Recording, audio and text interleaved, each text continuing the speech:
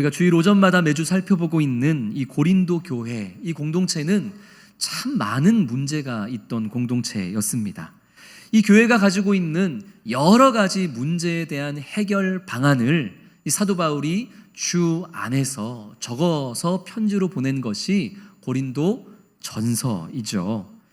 이 고린도 교회 안에 있는 이 많은 문제들 가운데에서도 사도 바울이 가장 많은 에너지와 시간을 할애해서 설명을 했던 것이 있는데, 그게 바로 우상 숭배와 관련된 문제입니다. 사도 바울은 고린도전서 8장에서부터 오늘 본문인 10장에 이르기까지 8장, 9장, 10장 이 세 장이라는 아주 큰 시간과 에너지를 소비하고 할애하면서 우상 숭배에 대해서 설명하고 또 성도들에게 권면을 하는데, 오늘 본문에서는 아주 확고하고 분명한 어조로서 이 우상 숭배의 문제에 관련해서 이제 매듭을 떡하니 짓습니다. 우리 14절 말씀 같이 한번 다시 읽겠습니다. 14절. 그런즉 내 사랑하는 자들아, 우상 숭배하는 일을 피하라. 우상 숭배하는 일을 어떻게 하라고요? 피하라. 이전에도 한번 우리가 말씀을 나눴던 적이 있듯이 우리 신앙인에게는 맞서 싸워야 할 영적 싸움이 있고 반면에 피해야만 하는 영적 싸움이 있습니다. 이것을 분별하는 것이 지혜이고 이것을 분별하는 것이 바로 성숙한 신앙인의 모습인 것이죠. 무엇이 됐든지 내가 신앙인으로서 무조건 맞서 싸우겠다, 이거는 성숙한 신앙이 아닙니다. 내가 맞서 싸워야만 하는 영적 싸움, 아니 저거는 쳐다보지도 말고 저 자리에 가지도 말고 피해야만 하는 죄악들, 이게 무엇인지를 분별하는 지혜가 성숙한 신앙인에게는 필요하다는 거죠. 음란, 음행 이런 것들이야말로 우리가 피해야만 하는, 쳐다보지도 말고 맞서지도 말아야 하는 죄악이다. 사도 바울이 몇 번이나 성경에서 강조했습니다. 마찬가지로 우상 숭배 또한 우리가 피해야만 하는, 가볍게 여겨서 접촉하지 말아야 할 그런 죄악이 바로 우상 숭배다라고 바울이 말씀하는 거죠. 우리 지난주 나눴죠. 선줄로 생각하는 자는 어떻게 될까 조심해라, 넘어질까 조심해라. 많은 이 고린도 교회의 성도들 중에 적지 않은 사람들이 나는 이 우상 숭배에 넘어가지 않아, 나는 저런 나무로 만들고 돌로 만든 우상을 숭배하는 그런 이방 신전에 간다 한들 내 믿음은 흔들리지 않아, 이렇게 호언장담하면서 이 당시 많은 성도들이 여기 저기 이방 신전을 드나들면서 거기서 나오는 음식들을 먹고 마시는 일들을 행했던 것을 우리가 고린도전서 8장의 말씀을 통해 확인해 본 바가 있죠. 이 고린도 교회 안에 믿음이 약한 성도들은 그렇게 예수님을 믿는 사람이라고 하면서도 온갖 이방 신전에 드나들면서 먹고 마시고 즐기는 사람들을 보면서 마음에 시험을 받았노라. 우리가 그것을 8장에서 함께 분명히 나눈 바가 있습니다. 그런데 오늘 본문에서 바울은 믿음이 연약한 성도가 시험당하는 것만이 문제가 아니라 그렇게 호언장담하면서 내 믿음은 흔들리지 않아 그러면서 이방 신전을 드나들고 그곳에서의 음식을 마음껏 먹고 즐기는 너희들, 당사자들, 너희들에게도 심각한 해로움이 되는 그런 일들이 벌어지고 있음에 대해 지금 오늘 바울이 말씀을 하고 있는 것이죠. 우상 숭배를 어떻게 하라? 피하라. 사도 바울은 사도로서의 권위를 가지고서 지금 찍어 누르듯이 명령하는 것이 아닙니다. 우리가 왜 우상 숭배를 피해야 될까? 아니 나는 괜찮은 것 같은데 왜 우상을 숭배하는 곳에 가까이 가고 접촉하는 것만으로 그게 내 삶에, 내 신앙에 무슨 문제가 될까? 여기에 대해서 스스로 생각해보고 스스로 한번 판단해 보기를 바울은 원했던 것이죠. 바울의 그 마음이 15절에 기록되어 있습니다. 너희는 지혜 있는 자들처럼 내가 너희에게 일러준 말을, 우상 숭배를 피하라는 그 말에 대해서 어떻게 하라? 스스로 한번 생각해보고 판단해봐라. 그냥 내가 너한테 명령했으니까 따르는 게 아니라 한번 생각을 한번 해보고 스스로 판단해 보라고 바울이 혼면하고 있는 것이죠. 바울은 그래서 스스로 생각할 수 있는 몇 가지 생각의 거리를 줍니다. 이 우상 숭배가 얼마나 잘못된 것인지 가벼이 여기면서 장난처럼 여기면서 그 우상 숭배의 자리 이방 신전에 드나드는 것이 나에게 얼마나 큰 해로움이 되는 것인지에 대해서 바울이 한번 생각해 볼 수 있도록 이제 질문거리를 던지는데 우리 16절 17절 말씀을 한번 같이 읽습니다. 16, 17 우리가 축복하는 바 축복의 잔은 그리스도의 피에 참여함이 아니며 우리가 떼는 떡은 그리스도의 몸에 참여함이 아니냐. 떡이 하나요 많은 우리가 한 몸이니 이는 우리가 다 한 떡에 참여함이라. 아멘. 방금 읽었던 16절 17절 말씀은 예수님께서 십자가에 달리시기 직전에 제정하셨던 성찬식의 의미에 대한 내용입니다. 바울이 갑작스럽게 이 성찬의 의미에 대해서 지금 이야기를 꺼내놓고 있는 거죠. 우리 교회도 1년에 한 두어 번 정도 성도님들과 함께 성찬식을 거행하죠. 우리가 잔과 떡을 나누는 성찬식을 거행하는 이유가 뭡니까? 목이 말라서, 배가 고파서, 그래서 우리가 떡과 잔을 나눕니까? 아니, 그러기에는 그 양이 너무나 하찮잖아요. 그 작은 잔에 담겨있는 그 포도주를 마신다고 갈증이 해결이 되겠어요? 그 작은 떡덩이, 사실 제가 많은 교회를 사역해봤지만 우리 수원성신교회가 떡을 제일 작게 자르는 것 같아요. 아니, 그 조그만 떡을 먹는다고 뭐 배고픔이 해결이 되겠냐고요. 우리가 지금 뭐 배고픔 해결하려고 성찬식 합니까? 아니라는 거예요. 우리가 온 성도가 함께 은혜의 자리, 예배의 자리에서 성찬식을 거행하는 이유는 그 작은 잔을 나누어 마실 때에 우리를 위해서 십자가에서 흘리신 예수 그리스도의 보혈에 우리가 참여하는 것이고, 그 작은 떡덩이 하나를 나누어 먹음으로써 우리를 위해서 찢기신 예수 그리스도의 몸에 우리가 참여하는 것이다. 16절 17절 말씀해 보면 참여하는 것이 아니냐, 참여하는 것이 아니냐, 17절 참여하는 것이다. 이 참여한다라는 단어를 3번이나 반복해서 강조합니다. 그러니까 이 잔과 떡을 나눔으로 말미암아 우리가 누구와 하나가 된다는 거예요? 예수 그리스도와 우리가 성찬을 통해서 연합된다는 거죠. 하나가 된다는 거죠. 뿐만 아니라 함께 성찬식을 거행하는 성도들이, 이 아름다운 믿음의 공동체가 주 예수 안에서 서로 교제하고 떡과 잔을 나눔으로써 함께 예수 그리스도의 피와 몸을 기념하면서 서로 화목하게 되는 것, 그것이 성찬의 참된 의미임을 기억할 수 있기를 주님의 이름으로 축원합니다. 바울이 이 성찬의 의미에 대해서 이야기를 한 이후에 18절에서 또 하나의 예를 듭니다. 우리 18절 말씀도 같이 읽겠습니다.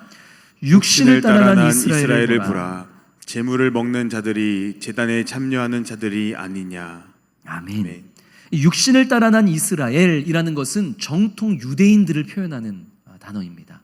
그러니까 정통 유대인들이 드리는 제사의 모습을 한번 생각해 보자. 구약의 제사를 한번 생각해 보자. 이렇게 지금 그 모습을 한번 상상할 수 있도록 질문거리를 던져주는 거예요. 구약 시대의 유대인들이 제사를 드릴 때 그 모습을 가만히 보면 제사를 드릴 때마다 제물을 드렸죠. 근데 이 제사가 다 끝난 뒤에는 이 제사에 드렸던 그 희생 제물의 일정 부분을 제사장과 그리고 그 제사를 도왔던 레위인들과 그리고 이 제사를 드리는 당사자인 자신과 이 제물을 함께 나누어 먹었습니다. 이게 구약의 제사고 이게 화목 제사예요. 제사를 드렸고 그 제사를 드릴 때 사용되어졌던 희생 제물을 서로 제사장과 레위인과 제사를 드린 사람이 어떻게 했다고요? 나누어 먹은 게 그게 구약의 제사예요. 화목 제사예요. 그것을 통해서 성찬식의 의미와 마찬가지로 그 제사를 받으시는 하나님과 연합되고 하나가 되고 그리고 그 제사를 드린 자들이 함께 희생제물을 나누어 먹음으로써 또 주 안에서 서로 교제하는 것, 이것이 구약제사의 화목제사의 참된 의미다라고 말씀하는 거죠. 이상하죠? 아니, 고린도전서 8장에서부터 우상 숭배에 대해서 막 이야기해오던 사도 바울이 갑자기 생뚱맞게 성찬식의 의미와 구약 제사의 의미를 꺼내어 놓는 이유가 뭘까요? 생각해 보라는 거예요. 생각해 봐. 성찬식에 참여하는 자들이 그 성찬의 떡과 잔을 나누어 먹음으로써 주님과 연합하는 것이라면, 그리고 함께 떡과 잔을 나누는 성도들과 더 화목하게 교제하는 것이라면, 마찬가지로 구약의 제사를 드리는 사람이 그 희생 제물을 하나님께 드림으로 하나님과 하나가 되는 것이라면, 동시에 드려졌던 희생 제물을 제사장과 레위인과 그 제사를 드린 사람이 함께 나누어 먹음으로써 그들이 하나가 되고 화목하고 교제하는 것이라면, 이런 논리라면 너희들처럼 우상신전에 가가지고 그곳에서 먹고 마시는 것은 누구와 하나가 되는 것이고 누구와 연합하는 것이고 누구와 친밀하게 교제하는 것인지 한번 생각해봐. 한번 얘기해봐.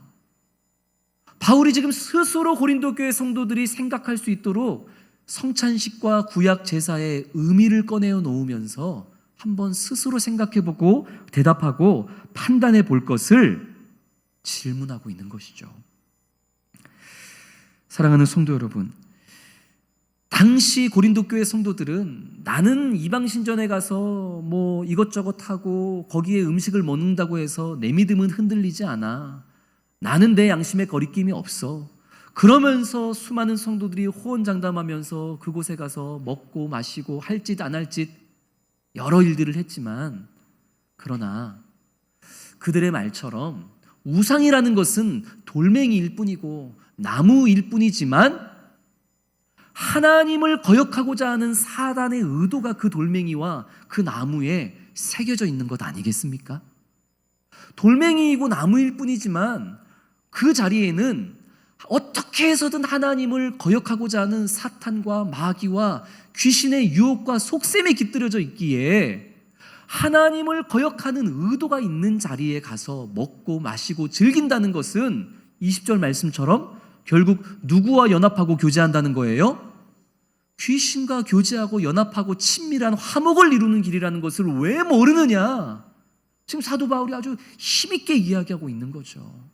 성찬에 참여하는 자들은, 제사에 참여하는 자들은 하나님과 주님과 더 친밀해지고 연합하고 참여함이 되는 것이고, 그 제사와 그 성찬에 참여하는 모든 성도들이 주 안에서 더욱더 친밀하고 화목하게 되는 것이며, 반대로 하나님을 거역하는 이 사단과 마귀와 귀신의 그 의도가 있는 우상 숭배의 자리에 굳이 찾아가서 먹고 마시고 즐기는 것은 하나님을 거역하는 자들과 더 친밀해지려는 발버둥이고 귀신과 교제하고 귀신과 연합하는 것이다.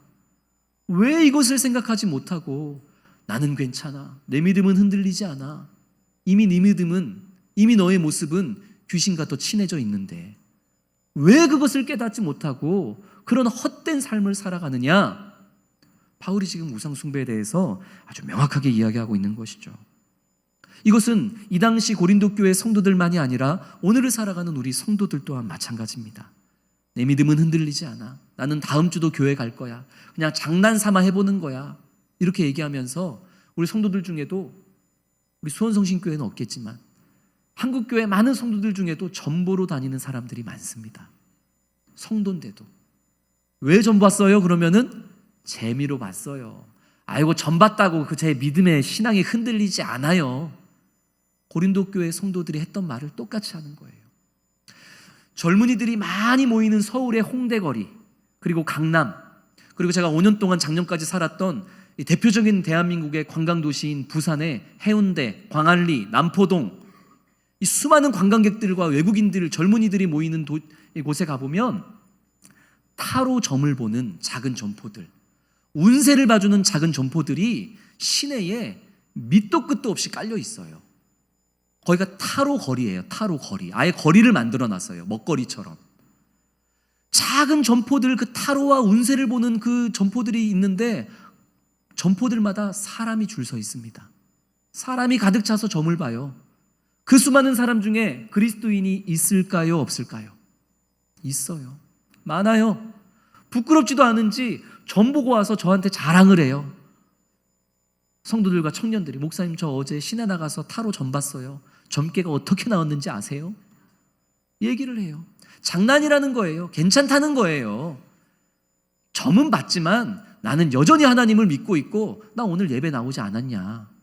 당당한 거예요. 아유, 거기에서 무슨 점괘가 나와도 전 그런 거 믿지 않으니까 괜찮아요. 그러면서 이상하게 나온 점괘 때문에 잠을 못 자. 결국은 나한테 좋은 점괘가 나올 때까지 점집을 전전하는 거예요. 말은 아니라고 하고 있지만, 장난삼아 했다고 했지만 이미 우상숭배의 자리를 피하지 않았기 때문에, 쳐다보지도 말아야 할 그 자리를 나는 괜찮아, 나는 신앙인이야 그러면서 쓸데없이 맞서면서 이미 마귀와 하나님을 거역하는 사단과 교제하고 친밀하고 그들과 화목한 자리까지 이미 가게 돼버린 거예요. 이런 일이 얼마나 많습니까? 우리 믿음의 성도들 중에서도 이사를 하는데 꼭 손 없는 날만 골라서 이사하는 성도님들이 계시더라니까요. 아니 성도님, 우리 믿는 사람이 왜 손 없는 날, 왜 귀신 없는 날을 골라가지고 이사를 해요? 이사 비용도 그런 날은 2배로 비싼데. 그렇게 제가 여쭤보면은 혹시 모르니까, 이렇게 얘기를 한다니까요. 뭘 혹시 몰라요? 우리 아이들은 어떻습니까? 예수 그리스도께서 우리를 위해 이 땅에 오신 예수님의 탄생일인 성탄절을 기념하는 것보다 이제는 귀신 분장하고 서로 재밌게 먹고 마시고 노는 할로윈 데이를 우리 자녀들이 더 기다려요. 더 기다려요. 막 귀신 분장해가지고 또 사진 찍고 저한테 보낸다니까요. 막 피 흘리는 분장해놓고 오늘 할로윈 데이라서 귀신 분장했어요. 다음 주 주일에 봬요. 나는 교회 다니는 사람이라는 거예요. 그러니까 나는 양심에 거리낌이 없다는 거예요. 비록 지금은 우상숭배의 자리에 와 있지만. 오늘 본문에서 이 고린도 교회의 성도들 중에 나는 거리낌이 없어, 내 신앙의 양심은 흔들리지 않아 그러면서 온갖 이방신전 찾아다니면서 거기서 먹고 마시는 이 사람들이 했던 것을 오늘 한국교회의 성도들이 어때요? 똑같이 하고 있어요? 안 하고 있어요? 똑같이 반복하고 있는 거죠. 바울은 말합니다. 니들 귀신과 친해지고 있는 중이야. 니들 지금 그 우상의 자리를 피하지 않음으로 인해서 우상과 마귀와 사탄과 하나님을 거역하는 자들과 연합하고 참여하고 하나가 되고 그렇게 친밀한 관계가 되어져 가고 있어 라고 바울이 경고하고 있는 것입니다. 생각해 보라는 것이죠. 사랑하는 성도 여러분, 우리도 모르는 사이 쳐다도 보지 말고 가지도 말아야 할 그 현대의 우상의 자리에 우리가 너무 쉽게 접촉하면서 장난이라고 이야기하면서 우리가 이미 사단과 귀신과 너무나 친밀한 상태에 가 있지는 않습니까? 오늘 말씀을 거울 삼아서 철저하게 그 죄악된 우상 숭배의 자리에서 이 시간부터 절연하게 그 자리를 끊어낼 수 있는 우리 모든 성도님들이 되기를 주님의 이름으로 축원합니다. 그 자리가 아니라 하나님을 거역하는 자들이 가득한 자리에서 먹고 마시고 즐거워하는 것이 아니라 이 자리, 예배의 자리, 은혜의 자리, 기도의 자리, 주일 예배뿐만 아니라 주중 예배의 자리, 수요일도 시간이 되시면 오시고 금요일 저녁에도 퇴근하시고 피곤하시지만 좀 오셔서 정말 이 은혜를 나누는 자리에 우리 함께 할 수 있는 성도님들이 되시기를 주의 이름으로 축원합니다. 방금까지는 사도 바울이 이제 그렇게 호언장담하면서 이방 신전을 드나들었던 성도들을 향해 생각해 보라고 경고했던 말씀이고, 23절부터 이어지는 말씀은 각 가정에서 먹게 되었던 이 이방 신전에 바쳐졌다가 나왔던 음식, 고기, 이런 것을 가정에서 사 먹어도 되냐 안 되냐, 이제 이 문제에 대한 바울의 답이 23절 이후부터 기록이 되어 있습니다. 자, 먼저 우리 23절 24절 같이 읽겠습니다. 모든 것이 가하나 모든 것이 유익한 것은 아니요 모든 것이 가하나 모든 것이 덕을 세우는 것은 아니니 누구든지 자기의 유익을 구하지 말고 남의 유익을 구하라. 아멘. 이것을 먹어라, 먹지 말아라 말하기에 앞서서 이 문제에 대한 접근 방법이 무엇인지 지금 사도 바울은 이야기하고 있습니다. 이것도 우리가 고린도전서 8장에서 한번 나눴던 내용이죠. 당시 고린도라는 도시의 시장에서 판매되어지는 대부분의 고기는 웬만해서는 다 도축돼서 바로 시장에 판매되는 게 아니라 이방신전에 제물로 바쳐졌다가 뒤로 나와서 판매되는 그런 고기가 대부분 시장에서 구매할 수 있는 고기였습니다. 그러니까 시장에서 고기를 사왔는데 이게 바로 도축돼서 판매가 된 건지 아니면 어느 이방신전에 바쳐졌다가 지금 다시 시장에 나와서 판매가 된 건지 이게 이제 애매한 그런 시대 상황이었다는 것이죠. 이걸 먹어야 되느냐 말아야 되느냐 이런 문제가 고린도 교회에 있었는데 여기에 대해서 사도 바울이 8장에서 뭐라고 얘기했죠? 나는 그 우상의 신전에 바쳐졌다가 나온 고기를 먹음으로 인해서 내 형제가 걸려 넘어지고 시험에 당한다면 나는 차라리 영원토록 그런 고기는 먹겠다 안 먹겠다? 안 먹겠다. 그러니까 먹냐 안 먹냐 그게 옳고 그름의 문제가 아니라 내 형제를 위해서 나는 그런 접근 방법으로 이 문제를 해결하겠다. 바울이 그렇게 한번 얘기한 바 있죠. 그런 동일한 맥락으로 오늘 본문에서도 바울이 말씀합니다. 특별히 오늘 본문에서는 바울이 명확하게 행동 지침을 얘기해줘요. 어떻게 해야 되는지. 두 가지를 얘기하는데 첫 번째, 이 우상에게 바쳐졌다가 나온 고기를 시장에서 사가지고 왔을 때 먹어야 되나 말아야 되나. 첫 번째 바울이 분명하게 얘기합니다. 따라하겠습니다. 먹어라. 그렇게 의심이 가득한 눈초리로 애매하게 따라하지 마시고 제가 한 얘기가 아니라 사도 바울이 그랬다니까요. 다시 한번 먹어라. 네.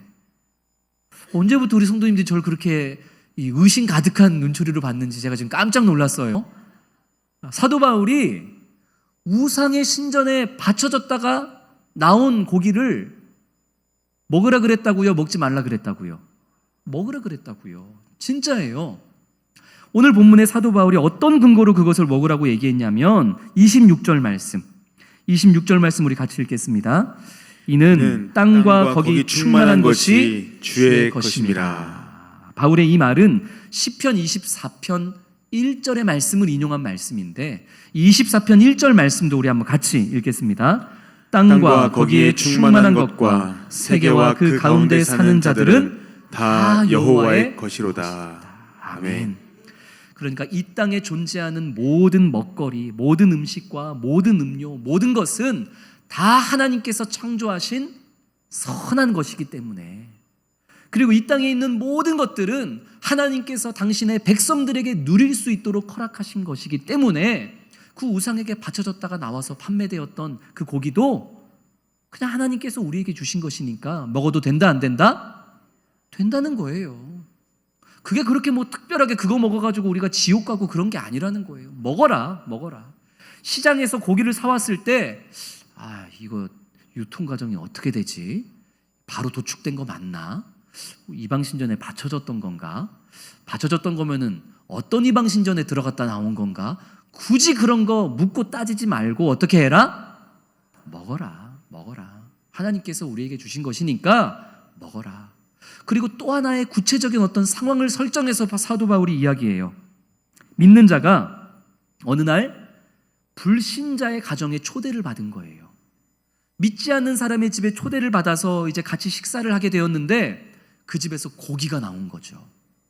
믿지 않는 사람이니까 이 사람이 내놓은 고기가 우상신전에 바쳐졌다가 나온 고기일 확률이 높아요, 안 높아요?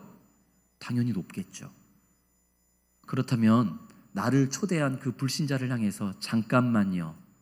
지금 이 앞에 이 고기 유통 과정 한번 설명해 보세요. 이거 도축돼서 나온 거 맞아요? 이거 혹시 여기저기 이방신전에 가서 다 제물로 바쳐졌다가 뒤로 빠져나온 고기 아니에요? 그렇게 따져라 말아라? 따지지 말고 그냥 나를 초대해 주었던 그 불신자의 마음을 상하게 하지 말고 그냥 먹어라. 그게 나를 초대해 준 불신자를 향한 예의이고, 그렇게 불신자의 마음을 상하게 하지 말아야지만 우리가 그 불신자를 최종적으로 어떻게 할 수 있는 거예요? 전도할 수 있는 거예요. 지금 제가 무슨 이야기를 꾸며내서 하는 게 아니라 오늘 본문에서 사도 바울이 이런 상황 설정에 대해서 다 얘기하고 있는 거예요. 불신 가정에 초대받아서 식탁 교제를 하는데 고기가 나왔을 때 괜히 찜찜해하지 말고 묻지도 말고 어떻게 해라? 먹어라.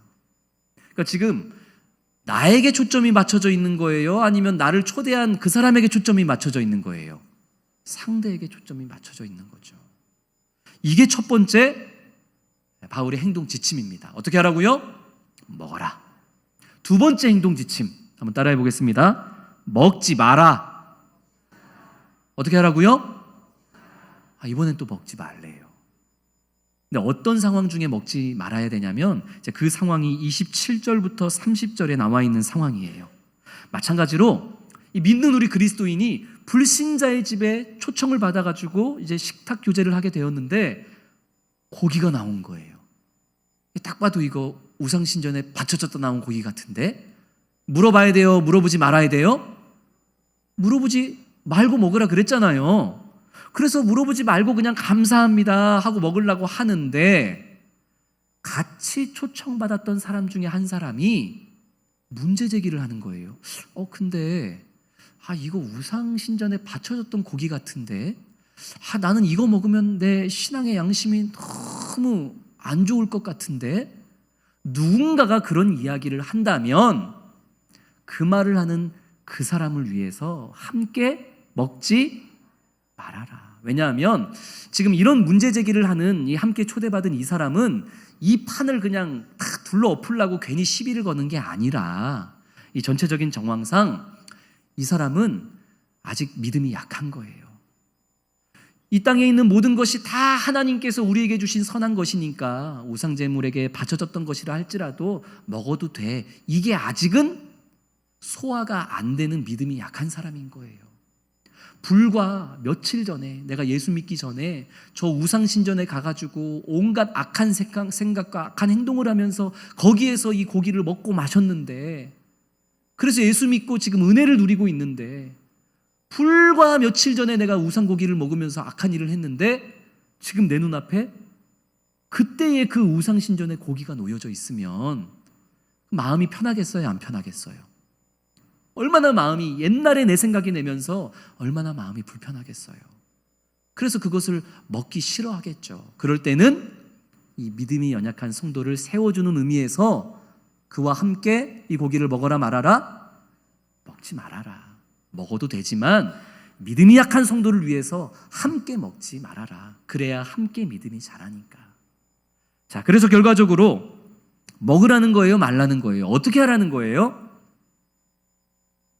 상황에 따라서 눈치 보면서 맞아요.